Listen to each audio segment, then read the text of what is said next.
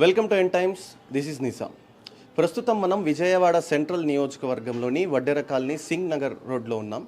అయితే గత కొద్ది రోజులుగా జగన్మోహన్ రెడ్డిపై ఏదైతే దాడి జరిగిందో గులకరాయి ఘటన, దానికి సంబంధించి రాష్ట్ర వ్యాప్తంగా కూడా ఎంతో ఉత్కంఠ నెలకొన్న నేపథ్యంలో నిందితులు ఎవరు అన్నది విచారణ పోలీసులు ముమ్మరం చేసిన నేపథ్యంలో అయితే గత కొద్ది రోజుల నుంచి కూడా ఎవరో కొంతమందిని పోలీసులు అరెస్ట్ చేయడం జరుగుతుంది. అదేవిధంగా వాళ్ళను తీసుకువెళ్ళి విచారించి తర్వాత వదిలివేయడం జరుగుతుంది. అయితే ఇది గత కొన్ని రోజులుగా కంటిన్యూగా జరుగుతుంది. దీనికి సంబంధించి ఎవరో ఒక ఆకతాయిని డబ్బులు ఇస్తామని చెప్పి తీసుకుని వెళ్ళి వాళ్ళు సరిగా డబ్బులు ఇవ్వని పక్షంలో రాయి విసిరారన్న సందర్భాలు, ఆ స్టేట్మెంట్స్ కూడా మనం విన్నాం. అయితే దానికి సంబంధించి మరొకరు దుర్గారావు అయిన వ్యక్తిని కూడా పోలీసులు తీసుకువెళ్ళడం జరిగింది. దుర్గారావు అనే వ్యక్తిని పోలీసులు తీసుకుని వెళ్ళి విచారణ అనంతరం పంపించి వేయడం జరిగింది. అయితే అక్కడ ఏం జరిగింది, అసలు వాళ్ళు ఎలా ట్రీట్ చేశారనేది మనం అడుగుదాం. చెప్పండి దుర్గారావు, ఎలా జరిగింది? అసలు మిమ్మల్ని మీతో పాటు ఎవరన్నా తీసుకెళ్లారా? మంగళవారం సాయంత్రం 5:30 నన్ను తీసుకెళ్ళడం, ఇక్కడ నుంచి డాబాగూడ్ సెంటర్లో టీ క్యాంటీన్ దగ్గర కూర్చున్నాను. సడన్గా సివిల్లో ఒకరు వచ్చి దుర్గారావు అంటే మీరేనా అన్నారు. అవునండి. ఏంటంటే వేరే వాళ్ళకి ఎవరికో ఫోన్ చేసి సార్ ఎక్కడ ఉన్నారు, రండి త్వరగా రండి అని పిలిపించారు. ఎవరండి మీరు, ఎవరిని రమ్మంటున్నారు, ఏంటి మీ బాధ ఏంటని నేను అడిగాను. గట్టిగా అడిగేసరికి ఒక నిమిషం ఉండండి వస్తున్నారు కదా వాళ్ళతో మాట్లాడదాం. సరే నేను కూర్చున్నాను. ఈలోపు 2 నిమిషాల్లోపు వాళ్ళు వచ్చేసి గబగబా నా కాలరును భుజం పట్టుకొని కారులో ఎక్కించేసుకున్నారు. తీరా వాళ్ళని గమనిస్తే ట్రాన్స్పోర్ట్ పోలీస్ డిపార్ట్మెంట్ వాళ్ళు అక్కడ ఎక్కించుకొని అమ్మటనే నా నోరు మూపిచ్చేసి ఫోన్ లాగేసుకొని డైరెక్టర్గా 1 town police station back side CC office ఉందని నాకు తీసుకెళ్ళిన తర్వాత అది తెలిసింది అక్కడ ఉందని. అక్కడ తీసుకెళ్ళి కూర్చోబెట్టి ఒక అరగంట దాకా నాతో ఏం మాట్లాడకుండా, నేను అప్పుడు అడుగుతున్నా నన్ను ఎందుకు తెచ్చారంటే కూర్చో, అరవకుండా కూర్చో అని పెద్ద పెద్ద ఆఫీసర్లు అందరూ అక్కడ లోన్ ఉన్నారు. ఈలోపు ఎవరు ఆఫీసర్ రావాలి, నువ్వు కూర్చో మాట్లాడాలి అది ఇదంటే సరే అని అరగంట తర్వాత ఒక ఆఫీసర్ ఎవరో పెద్ద ఆయన వచ్చారు. దగ్గర నా చుట్టుపక్కల కుమ్మక్కయ్య ఒక 6-7 పెద్ద పెద్ద ఆఫీసర్లు ఉన్నారు. మధ్యలో నన్ను కింద కూర్చోబెట్టి ఎందుకు ఈ ఘటన చేసామంటే, ఏ ఘటన అండి, దేని గురించి అసలు మీరు అడిగే దేని గురించి అది చెప్పండి ముందు, చెప్పి తర్వాత నన్ను అడగనంటే సీఎం గారి మీద దాడి చేయించింది నువ్వేనంట కదా, నాకు అన్నీ తెలుసు, నా దగ్గర ప్రూఫ్స్ అన్నీ ఉన్నాయి, అందుకనే నిన్ను తీసుకురావడం జరిగింది, ఒప్పుకుంటావా ఒప్పుకోవా అని బలవంతంగా నన్ను ఇంటెన్షన్గా మైండ్ అంతా ఇది చేసి, నేను ఒప్పుకునేది కాదు విషయం, అసలు నేను ఇది చేశానని మీకు ఎవరైనా చెప్పారా, లేకపోతే మీ దగ్గర ఏమైనా ప్రూఫ్ ఉందా? ఉన్నాయి, మాగాడు ఇచ్చే టైంలో ఇస్తాం, చేసే టైంలో చేస్తాం, ఇచ్చే టైంలో ఇస్తాం కాదండి, ఈ తప్పు అయితే నేను చేయలేదు, మీరు కావాలని నన్ను ఇందులో బ్లేమ్ చేద్దామని చూస్తున్నారు, ఇదైతే నేను చేయలేదు అంటే, లేదు ఇది చేసావు అని మా దగ్గర పక్కాగా ఎవిడెన్స్ ఉంది, ఎవిడెన్స్ ఉన్నప్పుడు చూపించండి, చూపించి ఆ తర్వాత నన్ను అడగండి. చూపించకుండా ఎవిడెన్స్ ఉన్నాయి అంటే లేదు, నువ్వెందుకు చేసావు, మీ తాలూకా వాళ్ళే చెప్తున్నారు, మా తాలూకా వాళ్ళు చెప్తున్నారని మాలో వాళ్ళని పట్టుకొని దగ్గర మైనర్ బాలుల్ని 7 తీసుకొని వెళ్ళి అందులో ఒకళ్ళని ఎంచుకొని ఆ ఒకళ్ళతో భయపెట్టించి నువ్వు ఇలా దుర్గారావు పేరు చెప్తే నిన్ను బయటకు వదిలేస్తా, లేదు దుర్గారావు పేరు చెప్పకపోతే నిన్ను చంపేస్తా అని బెదిరించడం జరిగింది. ఇది వాస్తవం ఇది. కానీ అతను చిన్నపిల్లోడు కాబట్టి భయపడి వాళ్ళందరి ముందు నేను ఉన్న చెప్పుడు అతను తెచ్చి నువ్వే చేయమన్నావు కన్నా అని పలికిచ్చారు. నేను గట్టిగా ఏరా నేను చేయమన్నాను, అసలు నేను కలుగుతానా, నీకు నాకు సంబంధం ఉందనే లోపు ఏం చేయను అని మొహం చిన్న పెట్టుకొని తలకాడ తిప్పేశాడు. అక్కడే అర్థమైపోయింది నాకు ఇది కావాలని చేపించారు. నాకు అర్థమైపోయింది, సార్ మీకు ఏం కావాలి, నాకు ఇక్కడ సిచ్యువేషన్ అర్థమవుతుంది, ఎవరో చేసిన దాని మీద మా మీద నిందలైతే మాత్రం ఇది ఊరుకుండేది లేదు సార్, మీరు మీ ఎంక్వైరీ మీరు చేసుకోండి, ఎవిడెన్స్ ఉన్నాయన్నప్పుడు చూపినట్టు, లేదు నువ్వు పార్టీలో తిరుగుతున్నావు కదా, అవును సార్ నేను తిరుగుతున్నాను, గత 2 నెలల నుంచి నేను టీడీపీ పార్టీలో తిరుగుతున్నాను, ఏ నాయకుడు చేయమన్నా నిన్ను, ఉమాగారు చేయమన్నారా అంటే, అసలు నేను చేశాను అంటే పలానా నాయకుడు చేయమన్నాడని మీరు అనుకోవచ్చు, నేను చేయలేదని చెప్తుంటే ఏ నాయకుడు చేయమన్నాడని ఎలా అడుగుతున్నారు నన్ను అంటే, మీరు బలవంతం చేసి ఒప్పించి ఆ కేసు మా మీద వేయిద్దామనే, మీకు వాళ్ళు దొరకపోతే దొరికేదాకా ఎతకండి, అంతేగాని అమాయకులను చేసి వాళ్ళ మీద నిందలు వేసి ఇలాగ ఆరోపణ చేయొద్దని నేను గట్టిగా మాట్లాడడం జరిగింది. దీని ద్వారా వాళ్ళు నన్ను కొట్టడం జరిగింది. అక్కడికక్కడే 4-5 దెబ్బలు వేసారు. ఆ రోజు నైట్ 12ంటికి నాకు టార్చర్ అన్నది చూపించారు. సరే నిజం ఈరోజు కాకపోయినా రేపటికైనా తెలిసిద్ది అని నేను బలంగా నిలబడ్డం వల్ల నాతో ఎలాగైనా చెప్పిద్దాను. పెద్ద పెద్ద ఆఫీసర్లు నాకు తెలియదు, వాళ్ళ పేర్లు వాళ్ళ పోస్టులు కూడా తెలియదు. అంత పెద్ద పెద్ద ఆఫీసర్లు వచ్చి నన్ను అడుగుతున్నారంటే ఇది బలంగా నా మీద నింద వేయడానికి, నా మీద నింద వేస్తే ఏదన్నా ఇప్పుడు నేను టీడీపీలో తిరుగుతున్నానని క్యాడర్ని చెడగొట్టడానికి చేసే పన్నాగమని నాకు అర్థమైపోయింది. నేను ఒకటే అన్నా, ప్రతిదీ ప్రూఫ్ చూపించి నన్ను అడగండి, ప్రూఫ్ చూపించి నన్ను అడగండి, ప్రూఫ్ లేకుండా నన్ను అడగ ప్రూఫ్లు మేము ఎక్కడ చూపించాలి అక్కడ తెలిసి నిన్ను అడగాల్సిన అవసరం నాకు లేదని పైప్ పెట్టి మోకాళ్ళ మీద కొట్టారు. సరే కొట్టారు, నేను ఓడ్చుకొని దానికి అలాగే కూర్చున్నాను. చెప్తావా చెప్పవా, నీ వెనక ఏ నాయకుడు ఉన్నాడు, చెప్తావా చెప్పవా, నీ వెనక ఏ నాయకుడు, నా వెనక ఏ నాయకుడు లేదు, ఇటువంటి సంఘటనకి నాకు సంబంధం లేదు అని గురువారం మధ్యాహ్నం దాకా ఈ వాదన జరుగుతూనే ఉంది. తీసుకెళ్ళింది మంగళవారం సాయంత్రం 5:30 గంటలకు జరుగుతూనే ఉంది.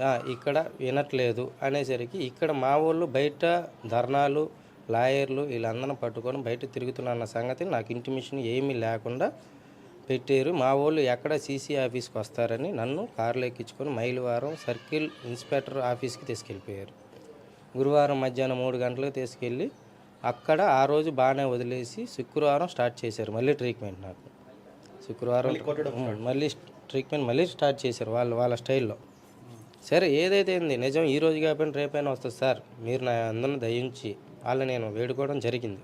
ఎందుకనాలి కానీ అక్కడ ఉన్న 3 సిఐలు నాకు వెళ్ళి కొంచెం సపోర్ట్ చేసి వీడు ఇంత కొట్టినా చెప్పలేదు అంటే ఇటు చెప్పింది నిజమే, అనవసరంగా మనం వీడిని ఇందులోకి లాగాము అని వాళ్ళు నిర్ధారించుకొని దాన్ని బలంగా వాళ్ళు కూడా నమ్మి నిన్ను అప్పచెప్పేస్తాము అని నాకు ఒక మాట చెప్పి శుక్రవారం మధ్యాహ్నం చెప్పిన వాళ్ళు శనివారం పొద్దున్న దాకా ఏ విషయం చెప్పట్లా, తీసుకెళ్ళట్లేదు, అక్కడే కూర్చోబెట్టేశారు మైలవరంలో.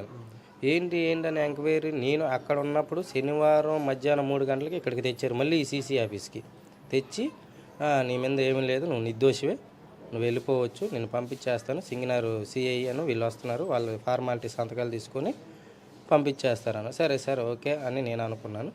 అక్కడికి 8 గంటలకి నైట్ 8-8:30 గంటలకి ఇక్కడ సింగినార్ సిఐ అను మిగతా ఇంకొక పెద్ద ఆఫీసర్ వచ్చారు, ఏసీపీ గారు అంట. వచ్చి జరిగింది అడిగారు, జరిగింది ఆయనకు కూడా వివరంగా చెప్పాను. సరే ఏదైతే నీ తప్పు లేదని అందరు తెలుసుకున్నారు, ఇంత జరిగింది వదిలేసి ఫామ్ 160 దాని మీద సంతకాలు చేయించుకున్నారు నాది. దేనికి సార్ అంటే రేపు అదరగా ఏదన్నా మీ పేరు ఏమైనా వస్తే మాకు సహకరించగలరు, అప్పుడప్పుడు స్టేషన్కి వస్తూ మేము పిలిచినప్పుడు సహకరించగలరంటే ఓకే సార్ అన్న. తర్వాత 7 ఎంటీ పేపర్లు ఖాళీ వైట్ తీసుకొని నాతో సంతకాలు చేయించుకున్నారు. దేనికి సార్, దీనికంటే దానికి ప్రాసెస్ వేరే ఉన్నాయి, నీకైతే ఎటువంటి భయం లేదు, మాది పూచి అని అక్కడ ఏసీపీ గారు సింగినగర్ పేట స్టేషన్లో సిఐ గారు పూచి ఇచ్చి నన్ను నైట్ 11 గంటలకి ఇంటి దగ్గర దింపారు. అయితే బోండా ఉమా గారిని ఉద్దేశపూర్వకంగా ఆయన పేరు చెప్పండి, బోండా ఉమను మీరు ఆయనే చేయించడని చెప్పండి అని మిమ్మల్ని ఒత్తిడి చేయడం జరిగిందా? ఇక్కడ ఉంది సెంటర్లో టీడీపీ నాయకులు అంటే ఇంకా ఆయనే కదండి, ముందు ఆయనే కదా. నీకు ఏ నాయకులు చెప్పమన్నారు, ఉమాగారు చెప్పమన్నారా అని ఈ మాట అయితే అన్నారు. పర్టికులర్గా ఉమాగారు ఏమైనా చెప్పమన్నారా అని అనలేదు, ఉమాగారు ఏమైనా చెప్పమన్నారా అని అడిగారు. అది సీసీలోనే అడిగారు నన్ను. నేనే చేస్తేనే కదా నీకు వాళ్ళు చెప్పాలి వీళ్ళు చెప్పాలని నేను చెప్పేవాడిని. నేను చెయ్యని దాన్ని నేను ఎలా ఒప్పుకుంటాను? నేను నిజాయితీగా ఉన్నప్పుడు నిజాయితీ క్వశ్చన్లు అడగండి, ఇలాంటివి అడగమాకండి. నేను పార్టీలో తిరుగుతున్నా ఓకే, కానీ ఇలాంటి సంఘటనకి నాకు ఎటువంటి సంబంధం లేదు.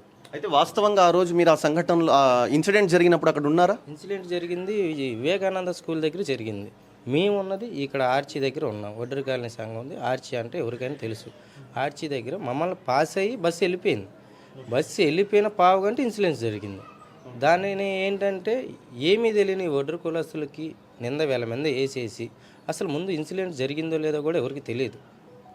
అది రాయి అంటున్నారు, కొంతమంది దండకున్న ఉక్కు గీసుకుంది అంటున్నారు, రకరకాలుగా వగేర వస్తున్నాయి. కానీ ఈ ఒడ్డరి కులస్తుల మీద నింద వేసేస్తే ఎవడు మాట్లాడు అని బలంగా మా పేరు మీద ఫిక్స్ చేసి పెట్టుకున్నారు. కానీ ఈరోజు ఒకరోజు లేట్ అయినా కానీ న్యాయమే గెలిచి నేను బయటికి రావడం నిర్దోషాన్ని వాళ్ళ నోటు గుండా వాళ్ళే చెప్పి నన్ను ఇంటి దగ్గర వదిలిపెట్టడం జరిగింది. అయితే దుర్గారావునే ఎందుకు టార్గెట్ చేయడం జరిగింది?